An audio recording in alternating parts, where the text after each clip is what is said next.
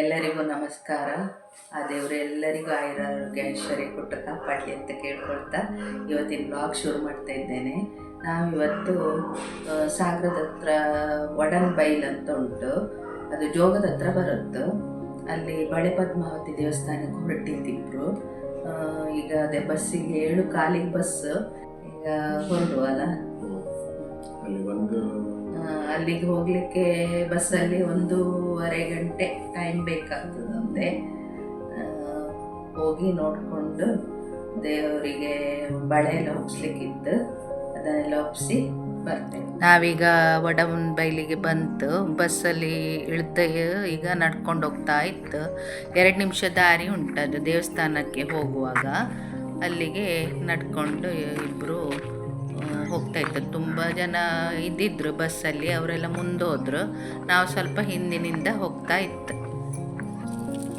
ಅಲ್ಲಿ ನೀರು ಕಾಲು ತೊಳಿಲಿಕ್ಕೆಲ್ಲ ನೀರು ಇದು ವ್ಯವಸ್ಥೆ ಉಂಟು.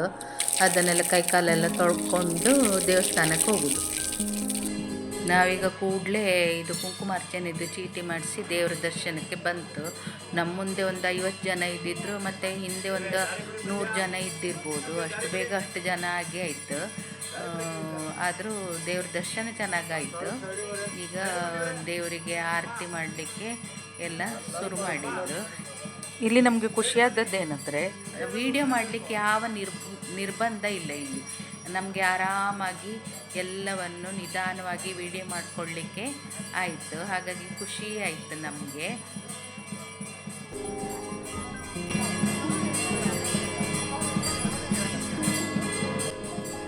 ನೋಡಿ ಹೂವಿನ ಪ್ರಸಾದ ಆಯಿತು. ನಿಮ್ಗೆ ಅದಕ್ಕೋಸ್ಕರ ಸ್ಲೋ ಮೋಷನಲ್ಲಿ ತೋರಿಸ್ತಾ ಇದ್ದೇನೆ ನೋಡಿ. ಆಯಿತು ದೇವರ ಪ್ರಸಾದ. ನನಗಂತೂ ತುಂಬ ಖುಷಿ ಆಯಿತು. ಅಲ್ಲಿದ್ದವರಿಗೆ ಎಲ್ರಿಗೂ ಸಹ ಖುಷಿಯಾಗಿರುತ್ತೆ. ಮಂಗಳಾರತಿ ಎಲ್ಲ ಆದಮೇಲೆ ಸೇವೆ ಚೀಟಿ ಮಾಡಿಸಿದವರೆಲ್ಲರೂ ಒಬ್ಬೊಬ್ಬರಾಗಿ ಕ್ಯೂವಲ್ಲಿ ನಿಂತವರು ಒಬ್ಬೊಬ್ಬರಾಗಿ ಹೋಗಿ ಆ ಸೇವೆಯನ್ನು ಒಪ್ಪಿಸಿ ಬರ್ತಾರೆ. ಆಮೇಲೆ ಅಲ್ಲಿ ಅರ್ಚಕರು ಇರ್ತಾರಲ್ಲ, ಅವ್ರ ಹತ್ರ ಬೇಕಾದರೆ ನಮ್ದೇನಾದ್ರು ಸಮಸ್ಯೆ ಇದ್ದರೆ ಹೇಳ್ಕೊಂಡು ಪರಿಹಾರನೂ ತಗೊಳ್ಬೋದು.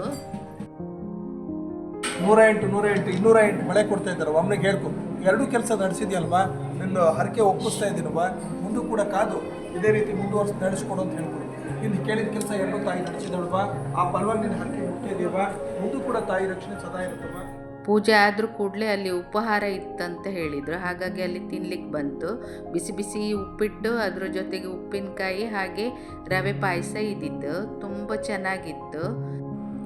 ಇಲ್ಲಿ ನಾವಿಬ್ಬರು ತಿಂಡಿ ತಿಂದು ಅಲ್ಲಿಂದ ಬಳೆ ಒಪ್ಪಿಸಲಿಕ್ಕೆ ಮೂಲ ದೇವಸ್ಥಾನಕ್ಕೆ ಹೊರಡ್ತು. ನಾವು ಇಲ್ಲಿಂದ ಅದೇ ಬಳೆ ಒಪ್ಪಿಸಲಿಕ್ಕೆ ನಡ್ಕೊಂಡು ಹೋಗ್ತಾ ಇದ್ದೇವೆ. ಇಲ್ಲಿಂದ ಒಂದು ಸ್ವಲ್ಪ ದೂರದಲ್ಲಿ ಇದೆ ಅದು. ಅಲ್ಲಿಗೆ ಹೋಯಿತು. ಅಲ್ಲಿ ಇದು ವಿಶೇಷ ಏನಂದರೆ 4 ದಿಕ್ಕಿನಲ್ಲಿ ದೇವಿಯ ದರ್ಶನ ನಮಗೆ ನೋಡ್ಲಿಕ್ಕೆ ಸಿಗ್ತದೆ. ಇದು ಯಾಕೆ ಈ ಥರ ಅಂದರೆ, ಇದು ದೇವಸ್ಥಾನವನ್ನು ಮೊದಲಿಗೆ ನಿರ್ಮಾಣ ಮಾಡಿದ್ರಲ್ಲ, ಆವಾಗ ಅದು ನಿರ್ಮಾಣ ಮಾಡಿದ ಮರುದಿನವೇ ಇದು ಬಂದು ನೋಡುವಾಗ 3 ಬದಿಯ ಗೋಡೆಯು ಬಿದ್ದೋಗಿತ್ತಂತೆ.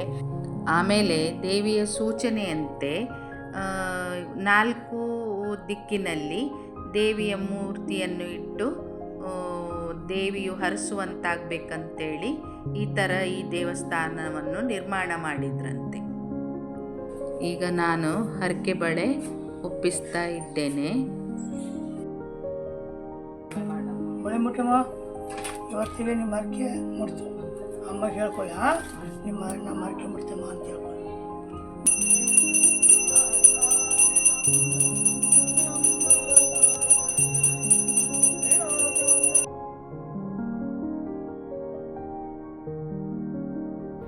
ಈ ದೇವಸ್ಥಾನದ ಹತ್ರನೇ ಪರಿವಾರ ದೇವತೆಗಳ ಗುಡಿಗಳಿದೆ.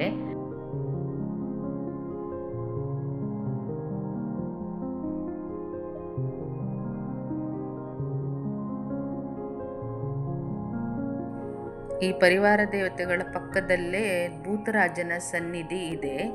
ಇಲ್ಲಿ ಭಕ್ತರು ತಮ್ಮ ಸಮಸ್ಯೆಗಳನ್ನೆಲ್ಲ ಬರೆದು ಇಲ್ಲಿ ತೋರ್ತಾ ಇದೆಯಲ್ಲ, ಆ ಡಬ್ಬಿಯಲ್ಲಿ ಚೀಟಿ ಬರೆದು ಹಾಕ್ತಾರೆ.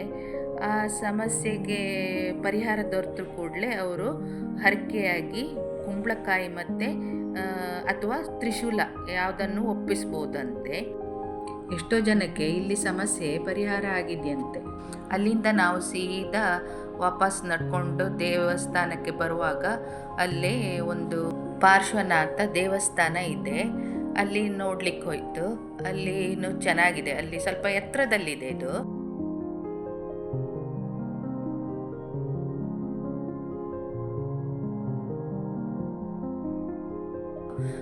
ಅಲ್ಲಿಂದ ನಾವು ಸುತ್ತಲೂ ನೋಡ್ತಾ ಇದ್ದರೆ ಆ ಪರಿಸರ, ದೇವಸ್ಥಾನದ ಸುತ್ತಮುತ್ತ ಎಲ್ಲ ನೋಡಲಿಕ್ಕೆ ತುಂಬ ಚೆನ್ನಾಗಿದೆ. ಅದು ಸುತ್ತಲೂ ಕಾಡು, ಮಧ್ಯ ಈ ದೇವಸ್ಥಾನ ಇದೆ. ಅದನ್ನು ನೋಡಲಿಕ್ಕೆ ಒಂಥರ ಚಂದ. ಅಲ್ಲಿಂದ ನಾವು ಸೀದಾ ಮೊದಲು ಬಂದ ದೇವಸ್ಥಾನಕ್ಕೆ ಬಂತು. ಇಲ್ಲಿ ಬೋರ್ಡ್ ಹಾಕಿದ್ದಾರೆ, ನಾವು ಎಷ್ಟು ಗಂಟೆಗೆ ದೇವರ ದರ್ಶನ ಇರುತ್ತೆ, ಆಮೇಲೆ ಭೋಜನ ವ್ಯವಸ್ಥೆ ಎಷ್ಟು ಗಂಟೆಗೆ ಅಂತೆಲ್ಲ ಇರುತ್ತೆ. ಇದು ಸೇವಾ ಕೌಂಟ್ರು. ಇಲ್ಲಿ ನಾವೇನಾದರೂ ಸೇವೆ ಮಾಡೋದಿದ್ರೆ ಸೇವೆದು ಚೀಟಿ ಮಾಡಿಸ್ಕೊಂಡು ಬಂದು ಸೇವೆ ಮಾಡ್ಬೋದು. ಇಲ್ಲಿ ಕ್ಯೂ ನಿಂತಿದ್ದಾರೆ ನೋಡಿ ಪುನಃ. ಈಗ ಇಲ್ಲಿ ಕ್ಯೂ ನಿಂತದ್ದು ಮುಕ್ತಿನಾಗ ಅಂತೇಳಿ. ಇಲ್ಲಿ ಇದು ಹರಕೆ ಒಪ್ಪಿಸಿದವರು ಅವರೆಲ್ಲ ಬಂದು ದರ್ಶನ ಮತ್ತು ಸೇವೆ ಎಲ್ಲ ಮಾಡಿಕೊಂಡು ಹೋಗ್ತಾರೆ. ನಾಗಂದು ಏನಾದರೂ ದೋಷ ಇದ್ದರೆ ಇಲ್ಲಿ ಸಂಪೂರ್ಣ ಹೋಗ್ತದಂತೆ. ಅವರ ಭಕ್ತಾದಿಗಳ ಕೈಯಲ್ಲೇ ಅಭಿಷೇಕ ಮಾಡಿಸ್ತಾರೆ. ದೇವಸ್ಥಾನದ ಸುತ್ತ ನೋಡಿ, ಇದು ಕ್ಷೇತ್ರಪಾಲ ಅಂತೆ. ಆಮೇಲೆ ಇದು ನಾಗಂದು ಮೂರ್ತಿ ಎಲ್ಲ ಇದ್ದಿಲ್ಲಿ. ಇಲ್ಲಿ ನವಗ್ರಹ ಮೂರ್ತಿ ಇದೆ ನೋಡಿ. ಇದು ಧರ್ಮದರ್ಶಿಗಳ ಕನಸಲ್ಲಿ ಬಂದು ಇದೇ ರೀತಿ ಕೆತ್ತನೆ ಆಗಬೇಕಂತೇಳಿ ಸೂಚನೆ ಕೊಟ್ಟದಂತೆ, ಹಾಗಾಗಿ ಅದೇ ಥರ ಮಾಡಿದ್ರಂತೆ. ಇಲ್ಲಿ ಈಗ ತುಲಾಭಾರ ಮಾಡಿಸ್ತಾ ಇದ್ದಾರೆ. ಇವರೇನೋ ಹೇಳ್ಕೊಂಡಿದ್ರಂತೆ, ಗಂಡು ಮಗು ಆದರೆ ತುಲಾಭಾರ ಮಾಡಿಸ್ತೇನಂತ. ಬಳೆದು ತುಲಾಭಾರನೂ ಮಾಡಿಸ್ತಾರೆ. ಅಕ್ಕಿಗೆ ಇದು ಯಾವುದಾದ್ರು ಅವರು ಹೇಳ್ಕೊಂಡ ರೀತಿಯಲ್ಲಿ ತುಲಾಭಾರ ಮಾಡಿಸ್ತಾರೆ. ಒಟ್ಟಿನಲ್ಲಿ ಇಲ್ಲಿ ಹೇಳ್ಕೊಂಡದ್ದು ಭಕ್ತಾದಿಗಳಿಗೆ ನಂಬಿಕೆ ಇದ್ದರೆ ಹೇಳ್ಕೊಂಡ್ರೆ ಆ ಕೆಲಸ ಆಗ್ತದೆ. ನಂದು 2 ಕೆಲಸನೂ ಆಗಿತ್ತು, ಅದಕ್ಕೆ ನಾನು ಬಳೆ ಒಪ್ಪಿಸ್ಲಿಕ್ಕೆ ಬಂದದ್ದು. ನಿಮಗೇನಾದರೂ ಈ ದೇವಸ್ಥಾನದ ದೂರವಾಣಿ ಸಂಖ್ಯೆ ಬೇಕಂತಿದ್ರೆ ಡಿಸ್ಕ್ರಿಪ್ಷನ್ ಬಾಕ್ಸ್ನಲ್ಲಿ ಹಾಕಿದ್ದೇನೆ, ಆಯಿತಾ, ನೋಡಿ. ಆ ತಾಯಿ ಎಲ್ರಿಗೂ ಒಳ್ಳೇದು ಮಾಡಲಿ. ಧನ್ಯೋಸ್ಮಿ.